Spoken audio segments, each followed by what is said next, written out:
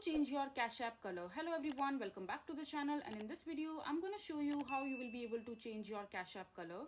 So changing Cash App color basically means that you want to change the theme of your Cash App account. So for example, right now I have a dark theme in my Cash App account. So in order to change that, just go to your device settings, and after that just from the settings menu, as you can see that currently my device dark mode is enabled. So in order to disable that, just simply tap on the dark mode,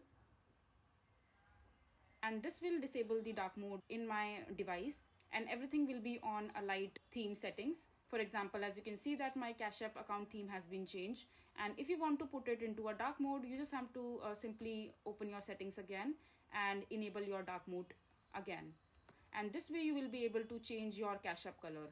I hope you find this video to be helpful. So that is it for this video. If you find this video to be helpful, make sure to hit that like button and don't forget to subscribe to our channel for more such informative videos, and I'll see you the next time.